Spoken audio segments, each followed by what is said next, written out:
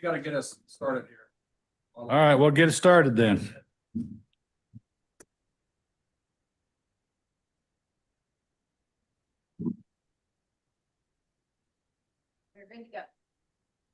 Well, good afternoon. Today's the 15th day of June, time is 1:30.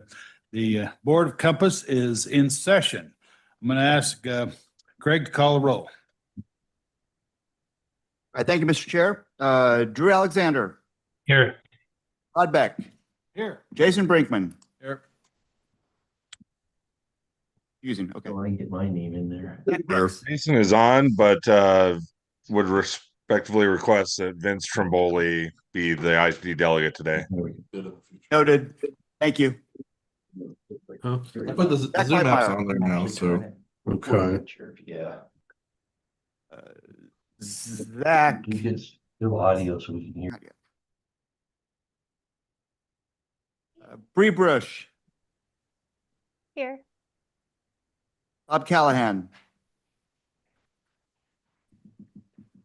Trevor Chadwick, Here. Elaine Clegg. Here. Bud Corbus. Here. No, Bud Corbus. Stand by though. Kathy Corliss. Here. Ryan Davidson. Here. Tom Daly. Yeah. Corey Dickard. Miranda Gold. Kent Goldthorpe. Jimmy Halliburton. Here. Al Hofer. Here. Brad Holton. Dan Heyer. Here. Bill Jacobs. Here. Chelsea Johnson. Lindy Lindstrom. Here. Mary May. Here. Matt Newton. Here. Tricia Nelson. Here. All right. Tim O'Meara. Did I hear Tim O'Meara? Oh. Coming in. There we go. John Overton. Here. Eric Phillips. Brad Pike. Here. Tom Points. Here. David Porterfield. Matt Qualls. David Reinhardt. Dale Reynolds. Michael Rocco. Present. Crystal Rogers. Charlie Roundtree. Jennifer Salmonson. Here. And welcome. Sorry. And welcome to our News Star representative. Thank you. Robert Simison. It's not new, it's a double. Now, we're up to two. Second, yes. Dave Miles is alternate. Thank you, Dave. Dave Left. Here. Joe Steer.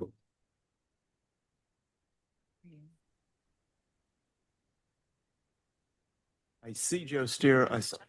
Oh, yes, I'm here. You were muffled. I didn't hear what you said. Okay, sorry. Clay Tucker. Here. Leslie Van Beek. Cody Lund. Nikki Zog.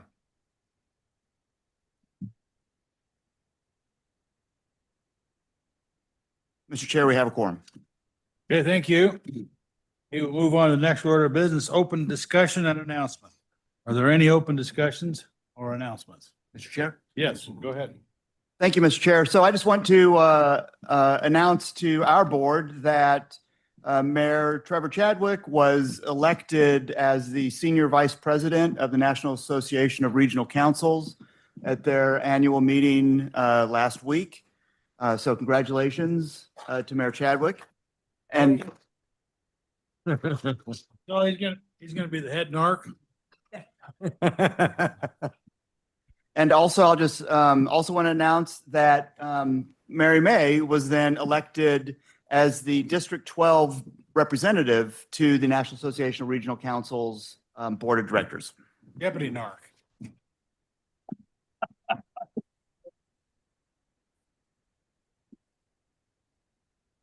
Are there any other announcements or discussion items to be taken up by this board? Okay. There are none. The designation of an inter-party or metropolitan planning organization, is there one of those coming up? Mr. Chair, there are no items on the agenda that are designated this way. Okay, great. All right, we have 1, 2, 3, 4, 5 items on the consent agenda. Is there any questions or issues on any of the consent? I'll make a motion to approve the consent agenda as presented. Yeah, you've heard it. There's a motion, a second to approve the consent agenda. Is there any discussion on that? Hearing none, all in favor, say aye. Aye. Aye. Motion carries. All right, go ahead. Now we have an action item. Go ahead. Gus? Gus is going to talk us through the adoption of coordinated regional waterway path system. Go ahead. Yes, sir.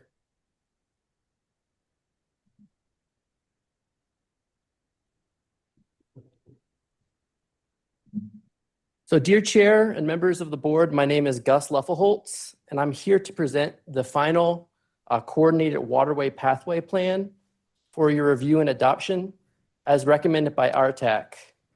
You last received information on the plan in the board materials for February.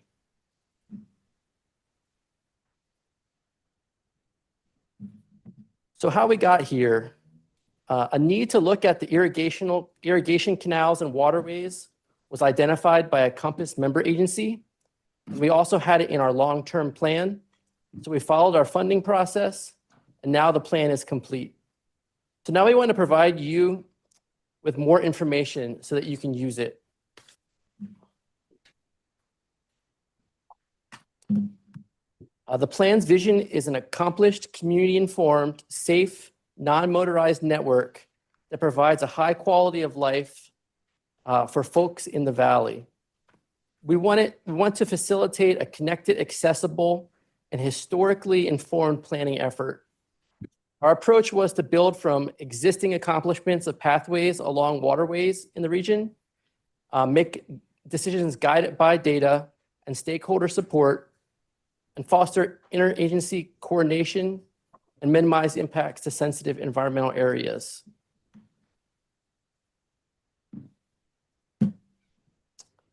So this was really the perfect moment for this planning effort because our growth currently is outpacing our coordination.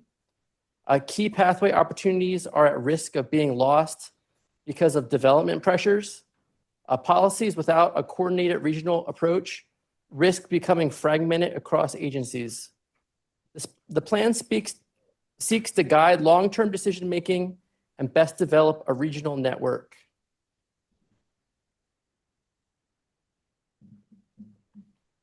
So we've been at this plan for almost a year. In summer 2025, we kicked off by evaluating existing conditions, your agency's planning efforts, policies already in place, and began outreach to irrigation districts. We did a needs assessment, identified potential projects, developed lists of low, medium, and high priority pathways, and a toolkit for agencies, as well as the plan before you. Our working group consisted of member agencies and citizens, was instrumental in ensuring this process moved forward and that agency needs and concerns were addressed. They provided feedback at several points over the past year. We conducted 9 key planning partner interviews between September and January as well.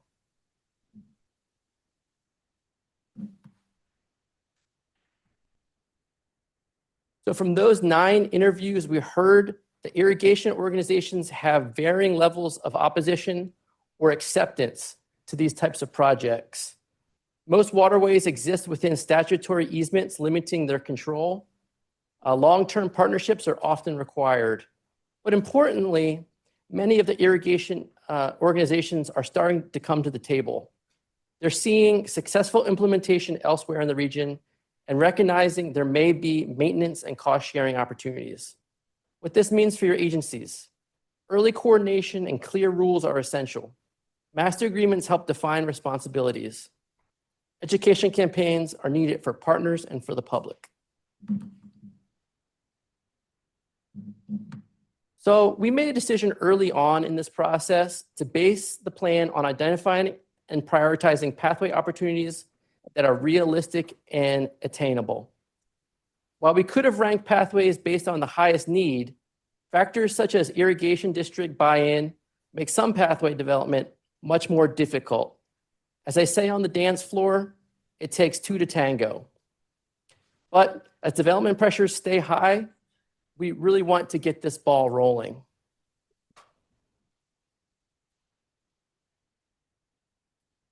So we developed two separate scoring criteria, one for irrigation waterways and one for natural waterways, because the factors that drive feasibility matter most.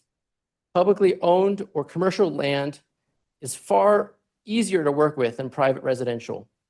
For irrigation waterways, the criteria reflect what we learned directly from irrigation organizations about their interests during our stakeholder interviews and other factors such as whether they cross multiple jurisdictions. Maximum possible scores were 14 points for irrigation and 8 points for natural waterways. No segment scored the maximum. We combined the data with working group input, professional judgment to arrive at the prioritization groups.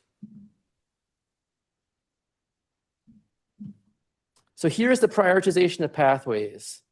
As you can see, many are in areas with different characteristics in the valley, such as Middleton, Star, and Cuna. That highlights the cross-jurisdictional connectivity and the opportunity there. In the plan itself, you can delve deeper. You can see how each one highlights the irrigation district, the prioritization score, and the length of the segment. So over this process, over 1,000 pathways were reviewed and mapped.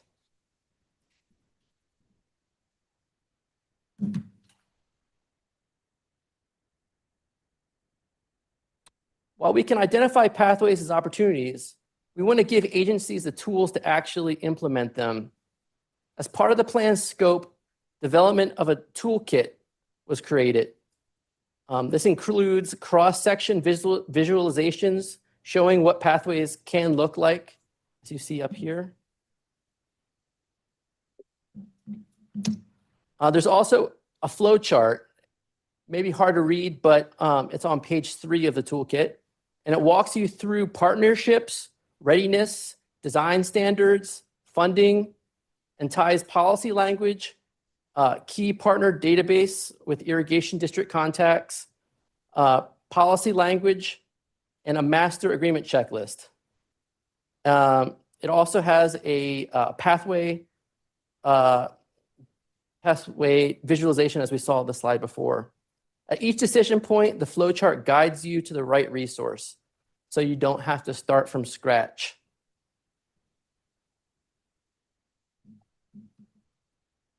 So to wrap up, the plan is done, but the finished plan was really never the goal here. A plan that's useful to you is. And what useful looks like may be different in each one of your communities. But you won't be doing any of it alone. Compass is here to support you with answering questions on how to use the plan moving forward. We will hold work groups and reference the plan in our processes moving forward.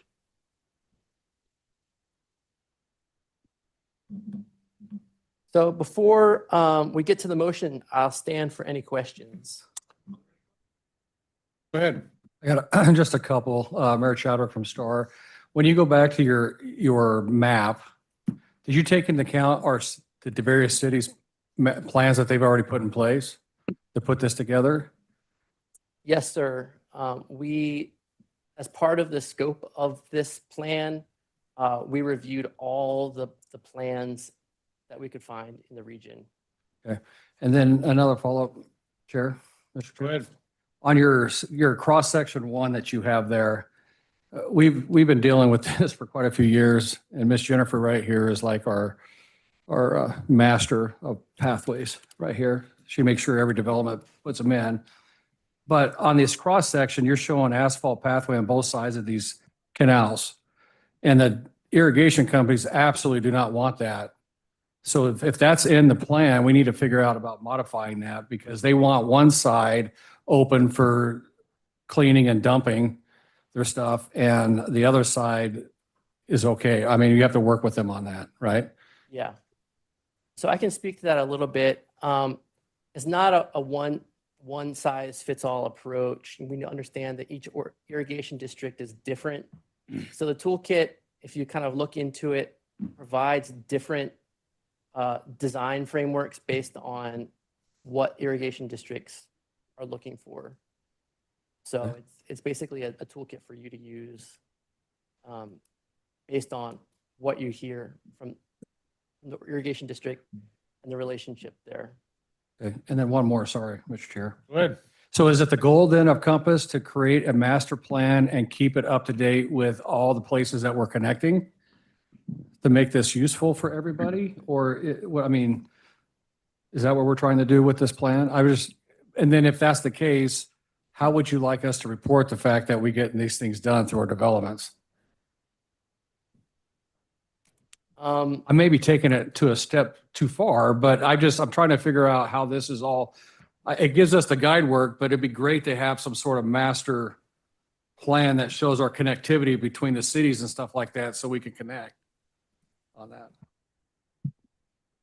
Go ahead. And I apologize if I threw that out. Mayor- So. Mayor Chadwick.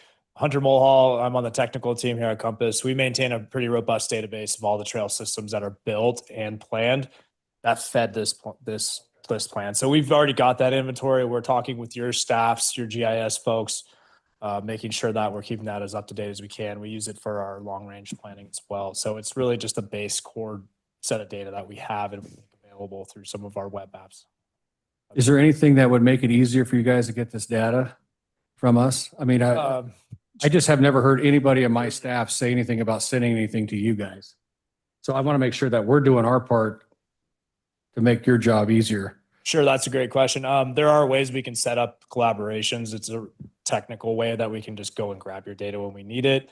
If you put your data out there as a hosted service, which is a little bit more of a technical term, but open data, we can go grab that as we need it. So there are ways we can work together, but we're happy to communicate based on your staff's bandwidth. And we've been doing it in a different way for each agency, whatever works best. All right. Tom Daly from the Bridge has a question. Commissioner Daly? Yes, my question is looking at the map again.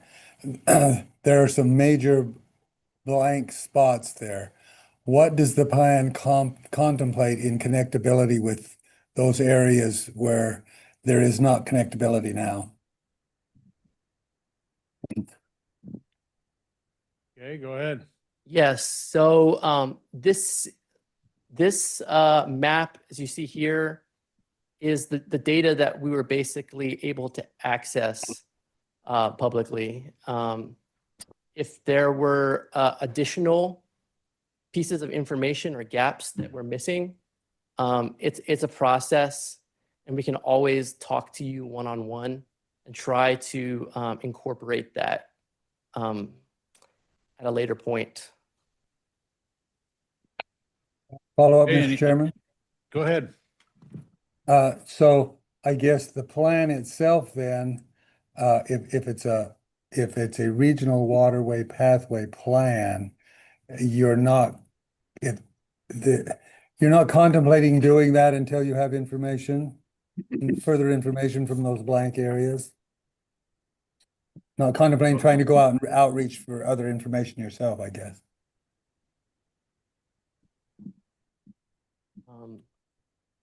So anyone want to answer that? Go ahead. Yes, Mr. Chair, Commissioner Daly.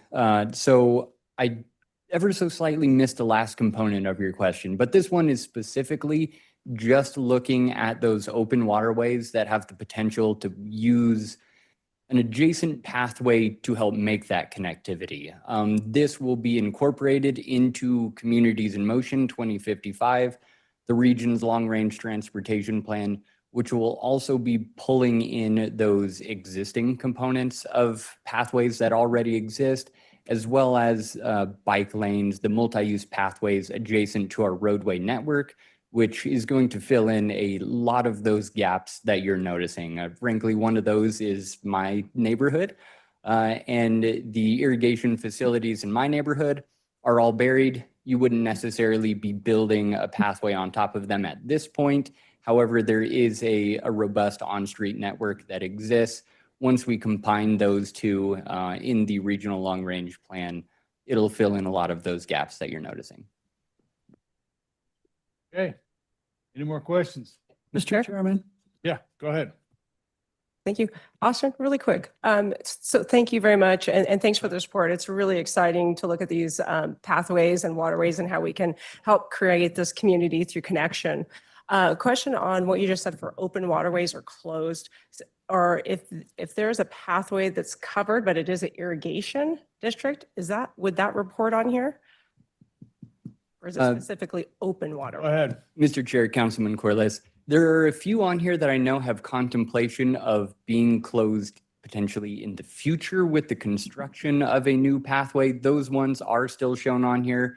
However, specifically, there were some in Garden City where if you zoom in on the map, you'll notice there will be a portion that is closed, goes under a private property. That's not included on the map for this project. Yeah, thank you. Mr. Chair. Yeah, go ahead. Question. So I'm noticing on the toolkit, which is great, is talks about partnering with the irrigation districts, which of course is critical. In your discussions or outreach with them, were they willing to partner with the cities and come into discussions and potential agreements? Mr. Chair, is very much a mixed bag. And that was part of this process, is that if agencies were willing to partner, that was how they got prioritized on this list. As Gus noted, a big component of it was feasibility. And to his comment, it takes two to tango. So if irrigation districts were willing to partner with us, that helped get a low-hanging fruit project shown here. There were a few irrigation districts who we reached out to and even took the time to talk with us to explain why they weren't interested. And we appreciated that feedback as well, noted it within the plan, and then it also is included in some of the prioritization here. Those ones are not quite as low-hanging fruit with where we currently exist. So wanted that reflected as well.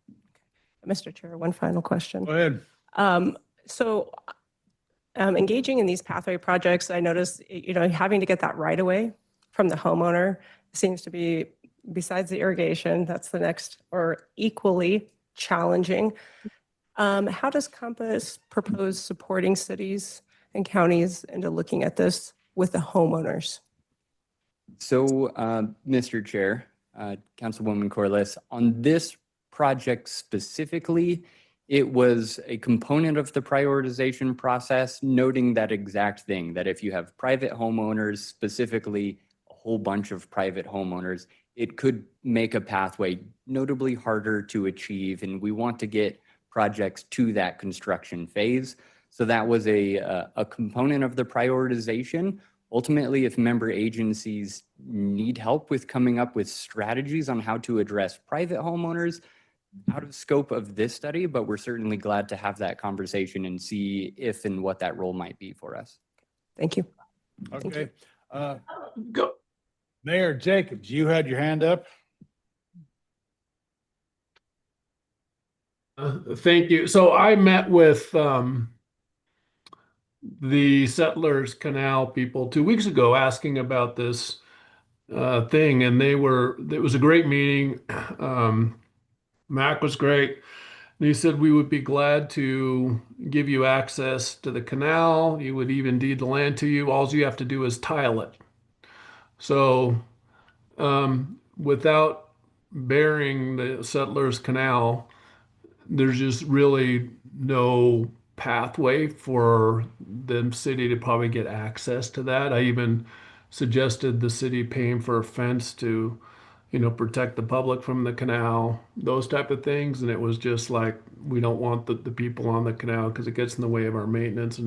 But we'd be more than happy to let you use it. You just have to tile the thing. So I don't know where that is in the financial aspect of getting dollars for this, but in Garden City, which you showed as a high priority, that's the deal. Based on my meeting with the Settlers Canal, very nice, but they just said you need to bury it. And then you can do whatever you want, but until then, they're not probably going to give access. Okay. More of a comment than a question, correct? Correct. All right. Mr. Chair, Yes. question for you all as staff. The plan speaks to priority areas and projects, and then there's also a conceptual top 20 list of projects. Will those equally score if you have a project in a priority area that's not on the top 20 list? Are they intended to compete, be equal to, or lesser than the top 20 list? Yes, Mr. Chair. So those two lists, the way we are structuring it now, we're going through how prioritization for if a member agency were to submit an application seeking federal funding to build one of these pathways, we want to make sure that our TIP prioritization process enables and frankly supports using and implementing our plans. Right now, whether a project is high priority or in the top 20 list, it receives the same number of points as you're going towards TIP prioritization. If it's one of the lower priorities, but still in here, not quite as many points, but we certainly appreciate it. But yes, regardless of which one, at least the draft that we have right now, that's how we're planning on incorporating it. All right. Yeah, go ahead. Chairman Beck, this is an issue that our communities have been working on for quite some time and coordinating on with these irrigation districts. We actually have agreements with several irrigation districts in our area. We've recently had a discussion with the local mayors about pathway problems, and I have, as of yet, not received any information until today on this program. So coordinating with Compass on this in the future would be a huge asset to our community. One other thing that I would like to ask is, have you coordinated with the FACTS group? They're the Friends of Ada and Canyon County, and it is entirely a pathways group trying to get the green belt out to the Boise, along the Boise River out to the Snake. Has there been any coordination with that organization? Okay, anybody answer that? Go ahead. Mr. Chair, Mayor O'Mara, yes. The FACTS group, Gus and I are actually both ex officio members on that group. While they were not specifically incorporated in the work group for this plan, we did provide a briefing to them, solicit some of their feedback, and will hopefully be on their agenda again here soon to present the final product of it, as they did have a say in its drafting. Thank you. Yes, sir. Mr. Chair, Councilmember Halliburton here. Yes, Mr. Halliburton. Commissioner Councilman Halliburton. Yeah, thank Go you. ahead. So yeah, just a couple questions here, and I think it might clear up some of the questions that maybe were asked earlier. So this isn't necessarily an extensive list or map of every single community's pathway plans. This is kind of more of the high feasibility ones that Compass identified within people's plans. Is that correct? Mr. Chair, Councilman Halliburton, that is correct. Yes, there are notably in the city of Boise's other pathways identified in the city's pathway plan that are not reflected here on the screen. Great. Yeah. So I think, to some of those questions earlier about those gaps that are on the map here. I mean, the city of Boise, we have a 112-mile pathways master plan, and not all of them are reflected here. But I think the ones that are reflected are sort of the either low-hanging fruit or ones that you all thought were priorities that could potentially, connect our city to another city. Again, am I understanding that correctly? Mr. Chair, that is correct. Perfect. Yeah, because even like some of our water or non-waterway pathways that are along, power line easements or railroad easements, they kind of start to connect the map a little bit more, but they aren't necessarily specific to waterways. And I guess I would just say to, some of the comments earlier about working with the irrigation districts, I don't expect, we haven't had a pathway project so far that I would say has been easy. But I think that we have had some that have been really successful, including our Settlers Canal pathway up by Capitol High School, where it's not necessarily right on the canal, but it actually is on the company's property that we were able to do a little bit further away. And so I would just say is that we run into some of these challenges where maybe it's a hard no today. My guess is that as we find sort of proofs of concept and are able to show like the effectiveness of doing some of these things, that hopefully those doors open a little bit more as we kind of build those relationships in the future. Because eventually, yeah, it would be great to have that pathway in Garden City all along Settlers Canal. I hope that one day we can get there, but I'm guessing that there probably has to be some proofs of concepts and some success stories first before we get there. All right. Thank you. Are there any other questions? Mr. Chairman. Yes, go ahead. Thank you. Just a couple. So back to Mayor Chadwick's question about the visual that was created that shows the possible layout of pathways. I guess, I don't know how this board feels, but I feel pretty strongly that if that particular rendering is in the plan, it should certainly not be the lead one. I don't know really anywhere in either county where that has been achieved, where there's no maintenance road that's closed and paved pathways on both sides. So I would say that that's an unusual layout. And if we're going to lead with some kind of rendering, we should lead with the one that we think is most feasible and most likely to be adopted, and or all of them, so that they know there's a choice. So just a comment there before this gets published. I would recommend that. Some of my other questions have been answered, but I'm still, I guess, a little unclear. There's certainly both existing plans and existing projects working on some waterways that aren't represented on here. And so 2 questions about that. How would they get added to this plan? And what impact does that have on members' abilities to ask for various pieces of funding that Compass might be helpful with if they're pursuing something that's not on here?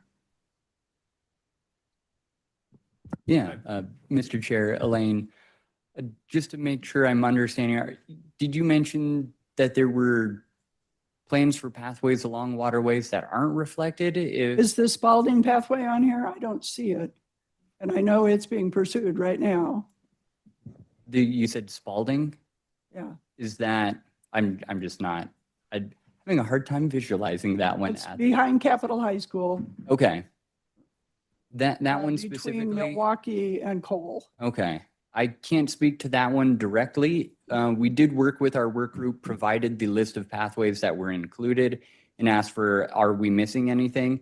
Ultimately, that's not 100% perfect at times. So if there is something we're missing, please let us know. We're glad to get it updated. That is the beauty about having these online tools, is we can go through, make sure we get those appropriate projects added. Also, we're the ones who develop the scoring process, so we can identify a score to it and see how it compares with some of the other ones within the plan, which will get to exactly the second component of your request. Is if a funding request comes in for it, we definitely do want to make sure it's represented, because again, not having a project in the plan is really going to hinder its ability for implementation. Thank you. So there is a path to add projects if you have one that isn't represented. And as that's done, that would create the pathway to funding for it. Yes, please reach out to Gus and we'll look into how that potentially happened. Okay, second question. You've got waterways depicted on here. Obviously, the main one is the river, but there's a number of smaller ones, and they're not included in the prioritization that, at least as I'm reading it. Tell me what is the process? Let's take 5 Mile Creek, for instance, out by the Boise School District. It's public land that it runs through. There's probably a real possibility of getting permission, at least from the landowner, for that. So how would that be added? Mr. Chair, is that component a natural creek? So this, what we have here is specifically irrigation ones. I'm trying to refamiliarize myself with the slide deck here. I'm going the wrong way, my apologies. We do have a separate map that shows those natural waterways because they were scored differently. That prioritization one, it's not exactly apples for apples. Okay. So on the online web map, you can see that one as well. And it'll include some of those other projects you're referencing. Okay. Thank you. And then, so sorry to have so many questions, but I worked really hard on the Boise City Pathways Plan before it was adopted. So, you know, I have a fair amount of background knowledge on this.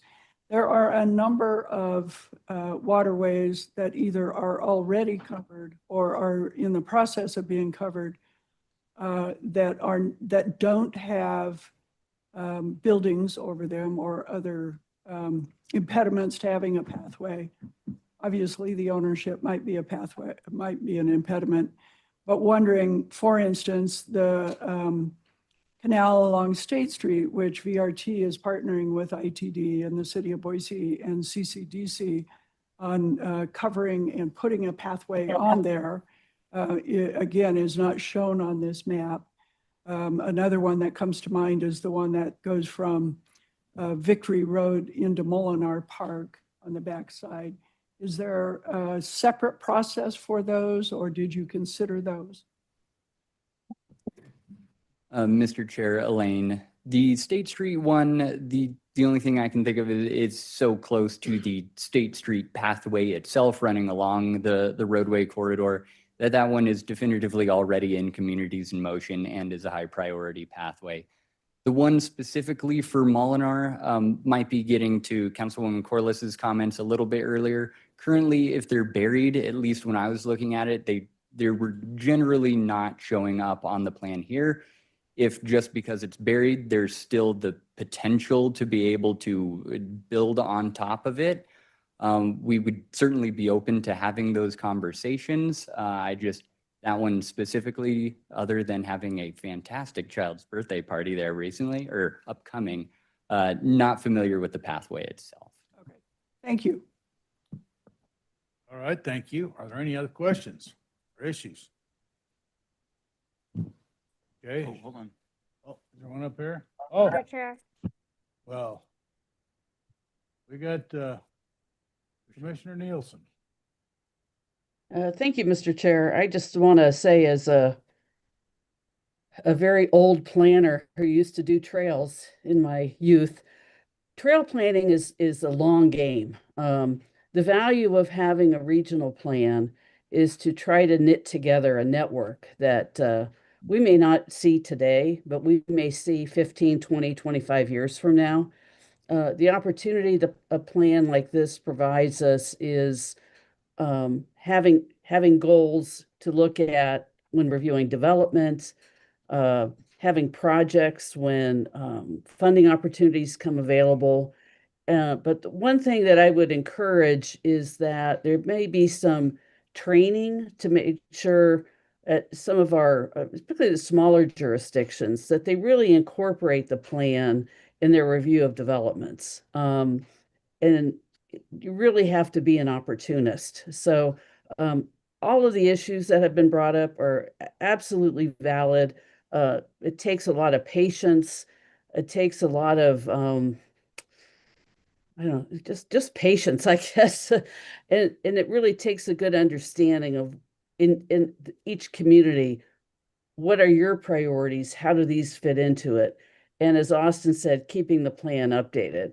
And I think it's really important. I live in a neighborhood in Southeast Boise that I don't know what happened 50 years ago, but they successfully worked with Nampa Meridian Irrigation District. We have incredibly popular pathways through the Lakewood area.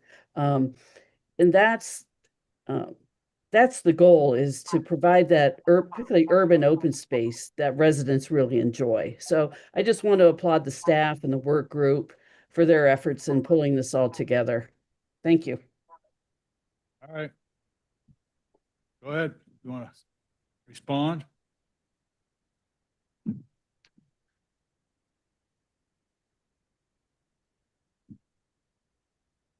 Okay, any other questions then or commentary?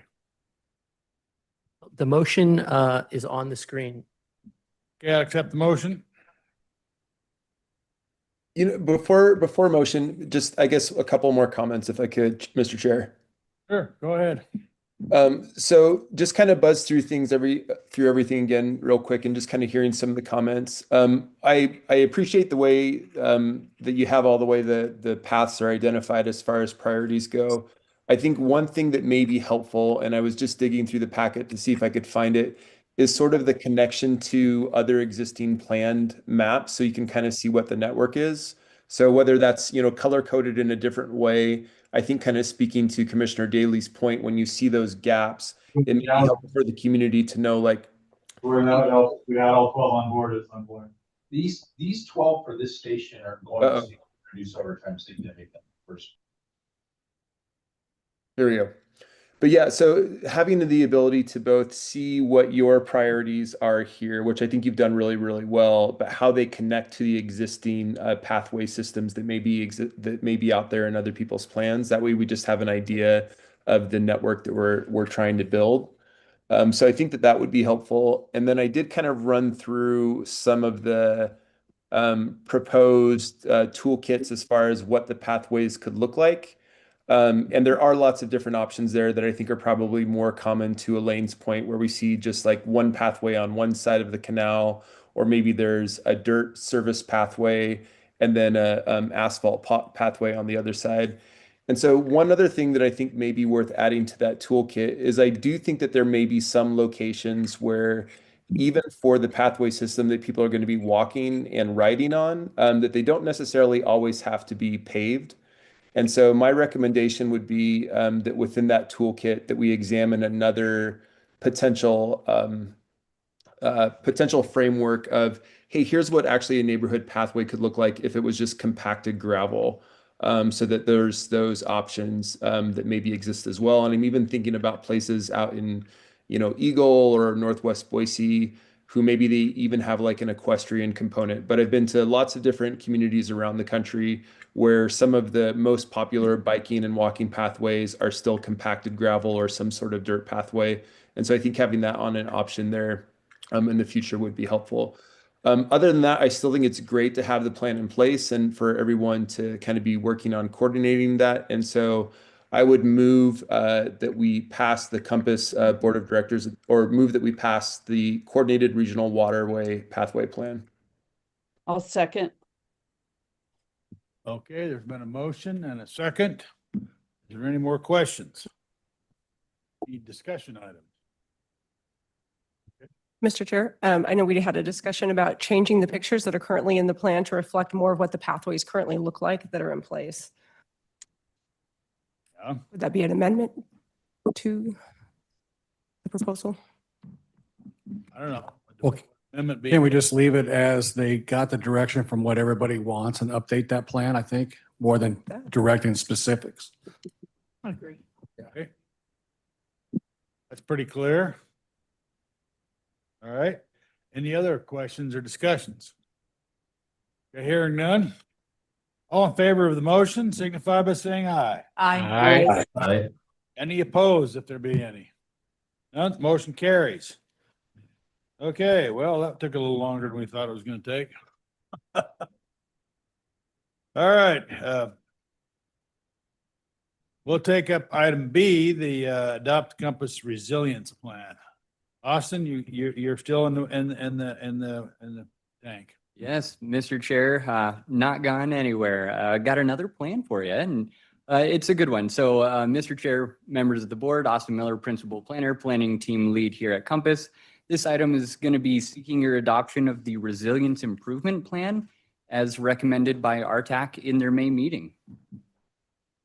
Before we get to that recommended motion, I'm going to provide a background of the project itself, what resilience planning is, discuss the resilience profile for our region, next steps in terms of implementation, and then we can ultimately get to that recommended motion. For the background, natural hazards and extreme weather events, they can disrupt our travel patterns. So naturally, a component of regional transportation planning is to make sure that our system can anticipate, withstand, and recover quickly from these potential disruptions. So the Promoting Resilient Operations for Transformative, Efficient, and Cost Savings Transportation, also known thankfully as the PROTECT program, provides funding for capital projects that improve resilience within our transportation system. So to make sure that we're being competitive for these grant opportunities, as well as supporting the development of Communities in Motion 2055, the region's long-range transportation plan, we undertook an effort to develop a resilience plan that will help us, one, understand the hazards and hazard planning that has gone on within our region, analyze what assets are most critical to the transportation system and what assets are most vulnerable within our transportation system, then prioritize them to make sure we're using the best use of our funds. So with that said, I do want to take a moment and just be clear about what this project is and then also what it isn't. So through meeting with our project work group, RTAC, and some comments that we had heard previously from the board, it's clear that there's additional planning needs in the region that go just frankly beyond the scope of this plan specifically. So we heard about the need for operational improvements. An example is in the event of a large snowstorm, what's the game plan to clear our most critical routes first? We also heard about disaster planning. So what are the detour routes? Where is the appropriate shelter placement to allow refuge and access of services in the event of something like the dam failure was brought up. So while all of these have effort, they are ultimately separate efforts from this one specifically. So this plan is looking at capital projects, thinking anything that your agency might want to add to the tip that could be bolstered or made possible with some additional grant assistance on that federal side. So pursuing existing funding sources while making sure that we're supporting our regional planning efforts. This effort was supported through our work group put together to help guide us in the plan's development. It includes staff from many of your agencies as well as specialists in the field. So we have some local representatives from federal and state agencies, as well as the research wings from some of our universities. Part of this effort was to develop the region's resilience profile, which has three main components: the hazards, the assets, and the criticality.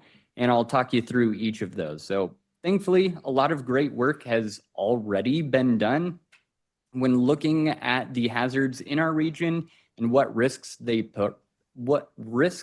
pose. However, frankly, a little summary would have been really nice. So that was where our consultant team stepped in with High Street. They reviewed the literature from around the region and provided a summary of what are the most likely hazards for us to face. We then worked with our work group to identify the hazards that we thought were most likely to impact the transportation system specifically. We landed on four main categories, being wildfire, flood, landslide, and extreme heat. From there, we then needed to look at the assets that these hazards may impact. So assets for our purposes being transportation planners, you can think of it as transportation infrastructure. So the work group started with 7 potential asset types to analyze, landed on 4 critical assets. We had state and federal highways, major roadways being those arterials, bridges and culverts, and then for the active transportation users, that Boise River Greenbelt is really the spine. The final step is then differentiating between these assets as to which one is most critical. And there's frankly a large number of ways in which this could be defined, but the work group identified and prioritized with 7 factors that could be then used to compare our assets. We had some really good conversations while going through this. So debating between which is more relevant, the volume or redundancy specifically was one. So it was a road with high traffic volumes, but a parallel route nearby more or less important than a road with a fraction of those vehicle volumes, but the detour is miles away. Ultimately, we landed with redundancy having the edge in that conversation, but those were the top 2 factors when we were ranking considerations. The findings of this discussion were then documented in an interactive map where you can go and see how each asset scored what its strengths, what were its weaknesses. You can also overlay the various hazard layers for our region to see what assets might be at risk of which hazards that we have identified in the plan.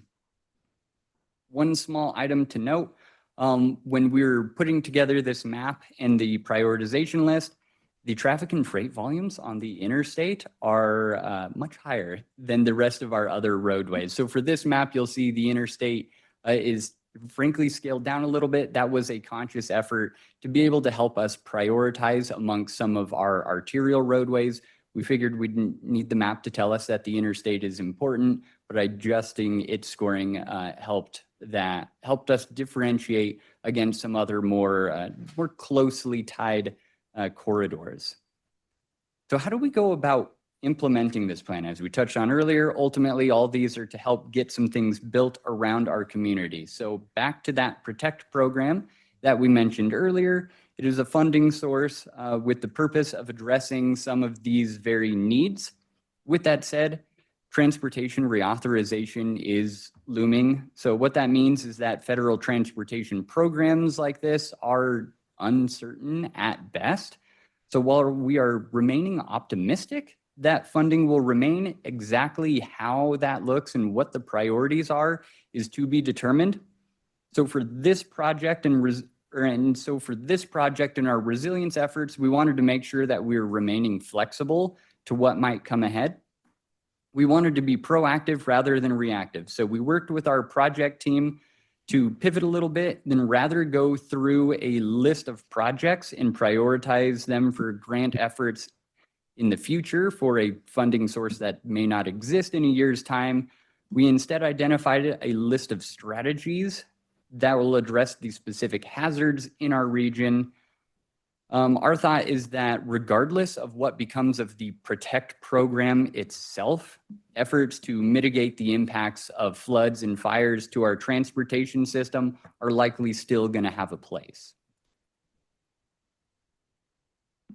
More are certainly included in the plan. However, I just wanted to highlight a few of these strategies just to make it a little more tangible, give you a sense of what you can see in the plan. So we have hardening, which will help with some of our fire-prone areas. So an example of this is rather than using those wooden support posts on the guardrails, the metal ones are less likely to burn. Raising a bridge or a road within the floodplain can help reduce the risk that the floods pose to it. Slope stabilization measures like soil nailing or retention walls are listed for areas with the higher probability of landslide. And then just some shade for those walking or biking or waiting at a bus station with the summer heat that we have quickly rolling in here outside. Additionally, while not explicitly included in the plan, another benefit of going this direction is that we have two new member agencies, Boise and Elmore counties, who could pursue grant opportunities that align with the resilience improvement plan strategies, even if they fall outside of our MPO boundaries. So for events like the recent Pasadena fire or the previous Wapiti fire, minimizing those impacts or limiting rockfall impacts, all of these are resilience efforts that are consistent with this plan for the region. To help make a rather technical project a little bit more palatable and highlight the main points, the project team had developed a story map that can walk folks through the value of resilience planning, the findings that were specific to our region, and then what those next steps are that we can take to help improve the resilience within our transportation system. So if you haven't had a chance yet, would encourage you to please go take a look at that. And I'm glad to stand for any questions before we get to the recommended motion. Are there any questions? Mr. Chairman. Go ahead. Thank you. Great job, Austin. So a couple of quick questions. Among the assets, did you consider transit assets as an important resiliency piece of the system? If, for instance, there were a catastrophic fire, many people would no longer have access to private vehicles and they'd still need to be moved around. If we can't protect the vehicles that we own, that would be difficult to do. Go ahead, Yes, Austin. Mr. Chair, Elaine, we did look at transit components of it. Specific conversations went to like the Orchard facility, for example, because the transit routes themselves, we actually ended up with those being used as prioritization measures for the roadway being the asset, thinking that those were a little bit more flexible, but the specific Orchard facility, downtown Main Street station, those type facilities are a little bit less mobile. So yes, that was part of the discussion. Okay, great. And then secondly, as you looked at trees and shade, you mentioned specifically how they protect pedestrians. They also protect pavement and lower the overall temperature, which creates other pieces of resiliency. And the way that we treat our drainage system presently probably doesn't do the best job we could using the water that we do have. So just, I'm sure you guys talked about it, but I just wanted to note that again, as we move forward with how to implement this. Okay, any other questions? Or discussion items? Okay. Hearing none, do you want to put up the proposed motion? There it is. Okay, I'd accept the motion.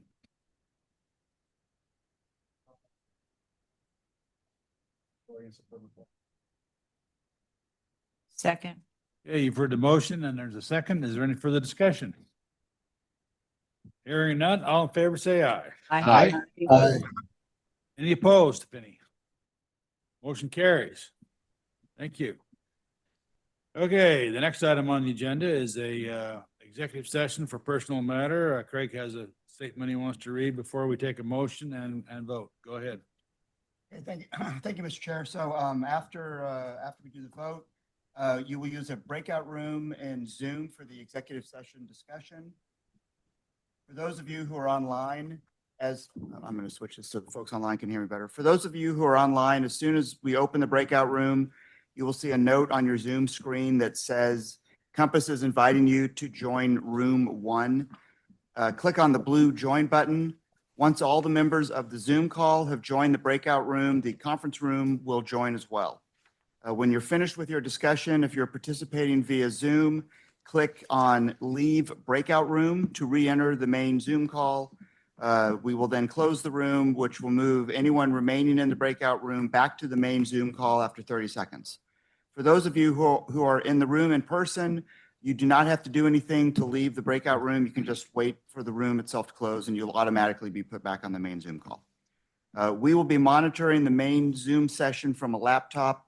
So if you have problems with the breakout room, staff will be able to assist you through Zoom. And Mr. Chair, we'll need a motion to go into executive session, then I'll do the roll call.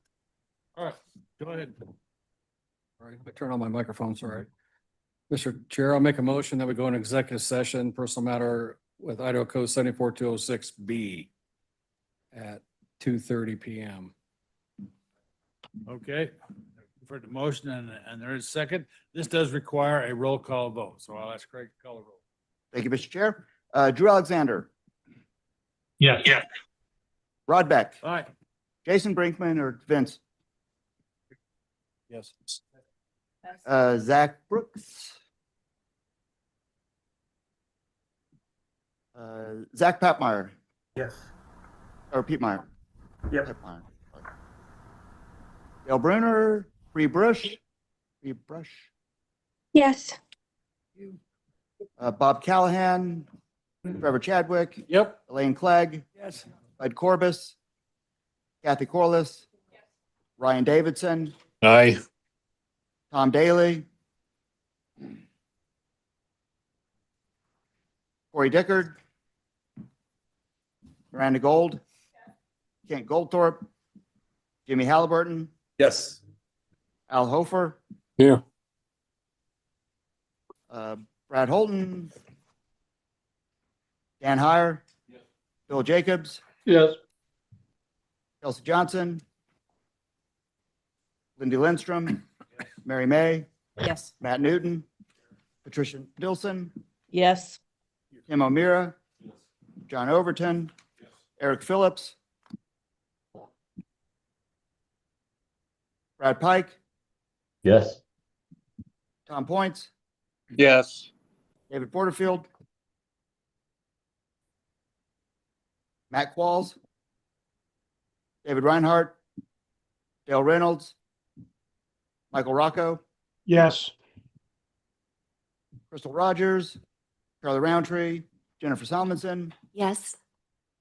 Robert Simison, or David Miles, David Left, Yes.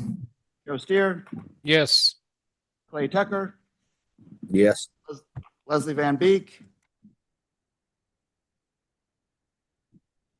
Cody Lund, Nikki Zog. Mr. Chair, the motion passes. All right, thank you. All right, Stand by, give us a few minutes to get the breakout room. get the breakout room going and then we'll take it up. Thank you.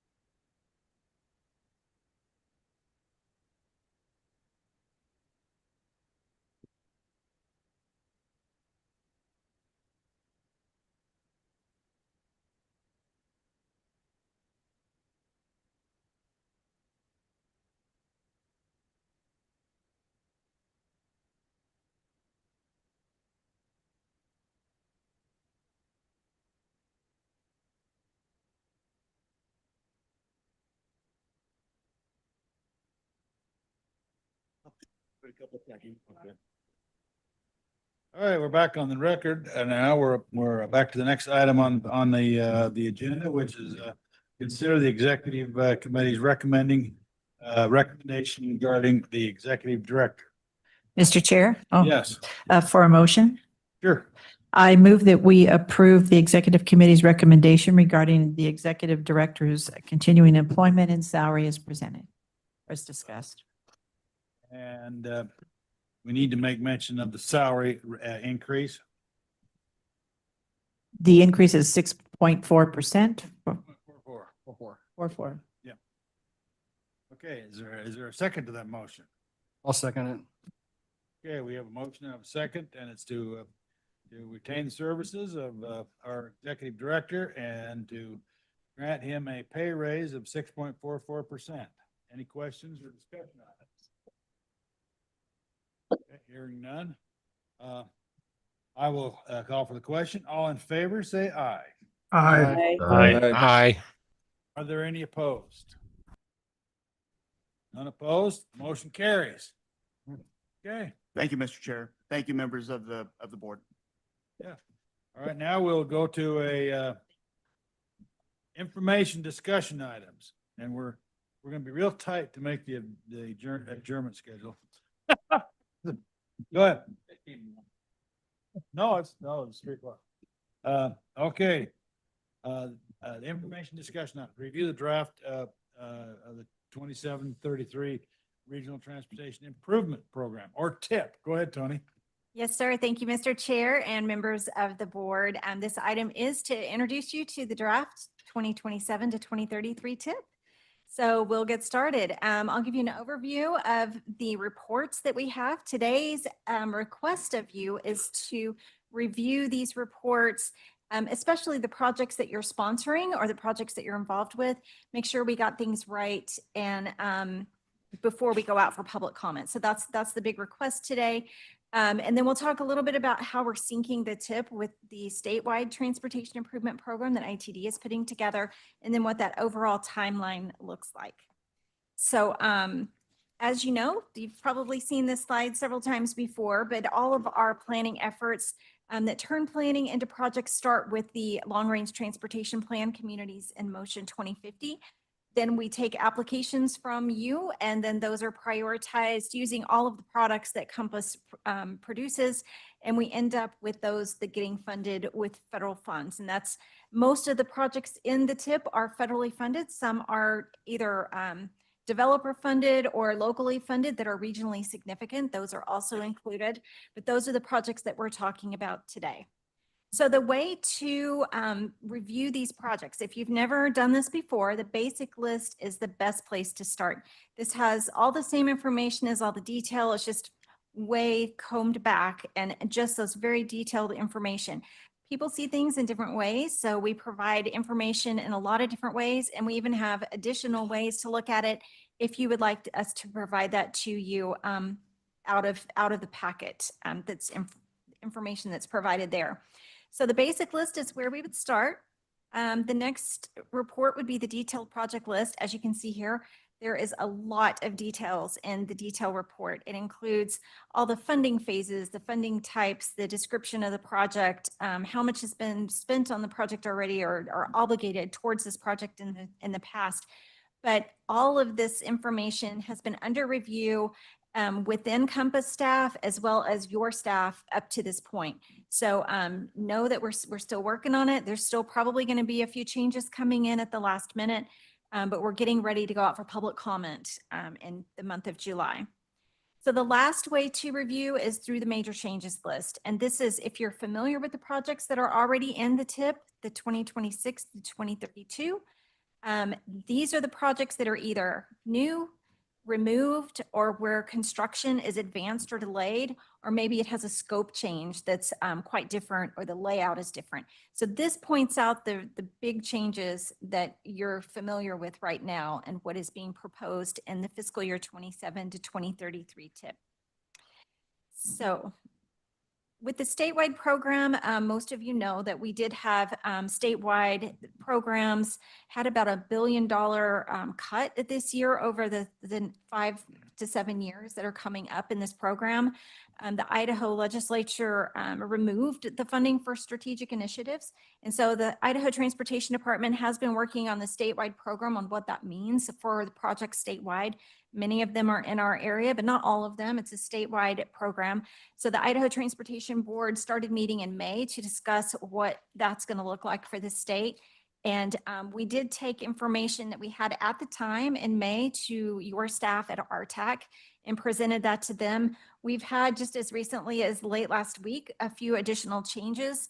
And so we've updated information as much as we can, and we will be forwarding all the updated information to RTAC after this meeting. And you will notice on the supplementary tables in the website for the board, there are new reports posted. So all this is being updated as we get it. We also, board action for Idaho Transportation Board later this week will provide a more final program moving forward for ITD.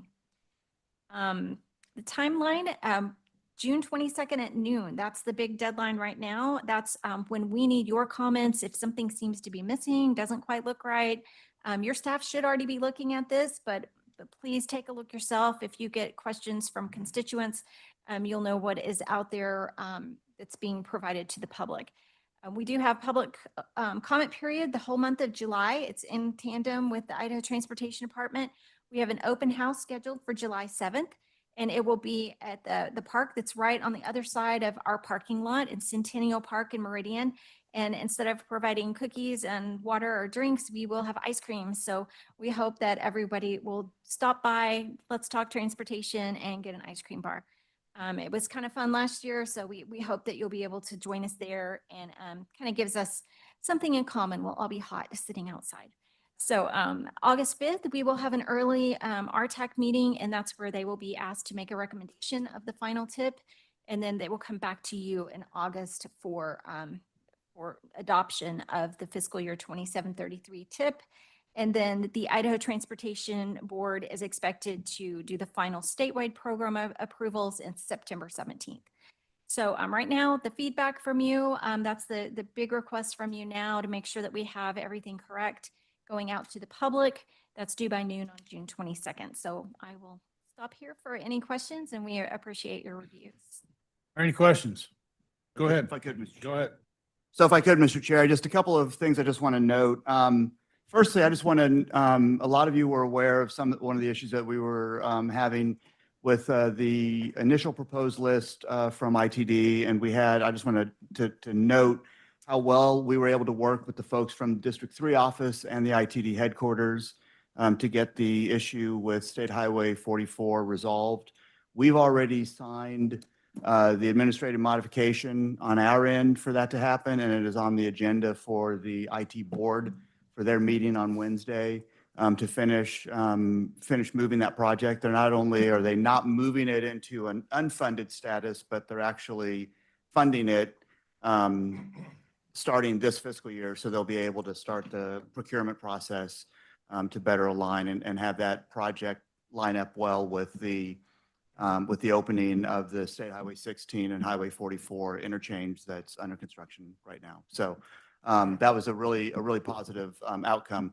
One of the reasons I think that worked so well, and it's something that I really want to encourage any of the board members here or online who have the opportunity to, tomorrow, the IT board in advance of their their Wednesday meeting is having an open house at the courtyard, the Marriott Courtyard at Eagle and Overland, starting at 1:30 tomorrow afternoon, 1:30 to 3. And I just encourage any of you to go. It's a chance to meet and interact with the IT board members so they can understand how important their decisions are to our region. And so just wanted to remind the board members about that. If any of you need more information, feel free to just grab me after the meeting or shoot me a note, and I'll provide you with any of the details for that. So thank you, Mr. Chair. All right, thank you. All right, any other questions or comments? Okay, thank you. Thank you so much. Thank you.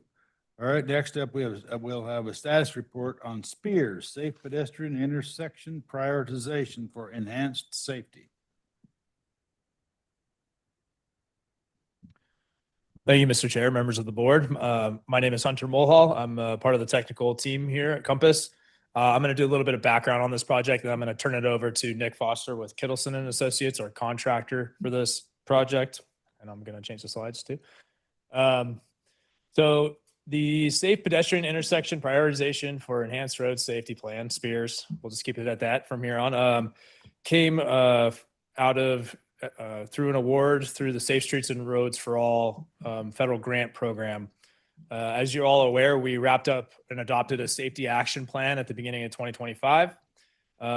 Towards the end of that plan, we were in discussions looking at opportunities for additional supplemental planning grants. Speaking with ACHD, there was some direction from their commission to look at systemically implementing leading pedestrian intervals at our signalized intersections. So Compass, hearing this need from ACHD, we reached out to our other partners in the region, Nampa, Caldwell. We reached out to ITD as well to partner to get this award. So this is a joint effort between all those agencies that are operating traffic signals. And with that, I'll turn it over to Nick. Great. Thank you, Hunter. Mr. Chair, members of the board, Nick Foster with Kittleson and Associates. I'm the contractor project team manager on this one. So as Hunter said, yeah, a big impetus for this project was looking at where should we prioritize leading pedestrian intervals. If you're not familiar with those, that is where the walk symbol comes up on the signal before any motor vehicle phases go. So people walking get a head start basically to get out in front of turning traffic. You've been in downtown Boise, Capitol in Idaho is one of the oldest applications of that in the Valley. There are several others around. With that often goes accessible pedestrian signals. Those are the ones you hear that have the audible tone. They may, if you're in Ada County, they tell you to wait before you cross the road and when you can cross the road if you press the button. Those often go together because people with visual impairments often rely on hearing motor vehicle traffic go to know when they have the walk. And with a leading pedestrian interval, when there's no motor vehicle traffic going, they don't have that. So having that accessible, that audible signal helps. It's also just become best practice at all signals, really. We will not be just limited to those two improvements, though. We'll be looking at other pedestrian safety or operational focus treatments, too. We are actually just finalizing right now our toolbox of treatments. There's over 30 different things on our menu of what we'll be looking at as part of this project. Here's our project schedule. We're right in the thick of it.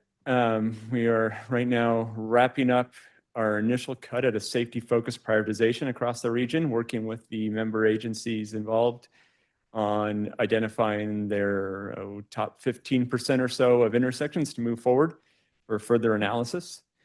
From that, we'll be identifying some treatments, diving in further at the highest priority locations and developing some project summary sheets and other things like that to get those ready for implementation. On the safety prioritization side, this screen here shows you the criteria we used. From the presentation, you can also access our online dashboard that we're working on that's interactive and allows you to filter by these different treatments. But as you can see, they are mostly focused on the factors that have the greatest impact on pedestrian-related crashes at signals. So, walking activity, motor vehicle volume-related activity, previous crash history, different elements about the intersection that were identified as risk factors in the regional safety action plan. We've also worked with the school districts across the region to get their input on priority signalized intersections near schools as well, considering the special users that they serve. We're also right now working on considerations mostly focused on higher volume intersections, but we'll cover all for what are some of the trade-offs, benefits, and other considerations related to leading pedestrian intervals, looking at where are they potentially most effective, what types of other treatments might you consider in conjunction with the LPI based on what's out there, what might the effects be on, say, motor vehicle traffic or other performance measures of once you add the LPI. And then again, I mentioned earlier, a toolbox that we're working on. It builds from the toolbox we created for the Regional Safety Action Plan, but really focused on pedestrian safety at signalized intersections. And we're building out with a little bit more information to help staff and others in the future who are using it to understand context and implementation considerations. So with that, where we're wrapping up and moving forward to, we plan this summer to work through some initial treatments at some of these high priority locations, and then work through the fall with staff at the member agencies to identify the highest priority projects and really develop those out before coming back in the winter 26, 20 through into 27 for the draft plan and then the final plan approval. I think we are slating for the February meeting next year. We stay on schedule there for that. With that, I know we're a few minutes past your adjournment time, but if you have any questions, Hunter and I. Any questions?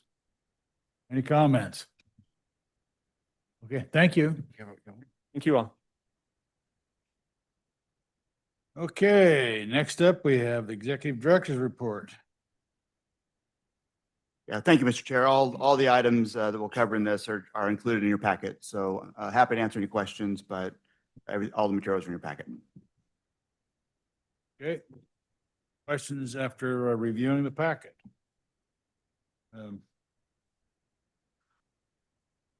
We don't have any issues with the air quality, do we? I think we're good. Rampant. All right. And any of the administrative modifications? We had a number of administrative modifications through May. For those, just to clarify, these are the ones where the board policy is already sort of pre-approved, and they're mostly clerical, advancing a project, minor changes in funding, things like that, that we're able to go ahead and take care of and then notify the board afterwards. Okay. So then that gets down to our next meeting is scheduled for August the 17th. Is that correct? Correct, Mr. Chair. All right. Well, it appears that we are ready to adjourn. Is there any other business needs to be brought before this board? Hearing none, I'll accept the motion to adjourn. Mr. Chair, I move we adjourn. Second. You heard the motion. All in favor, say aye. Aye. Aye. Motion carries. We are adjourned. Thank you, everyone, for the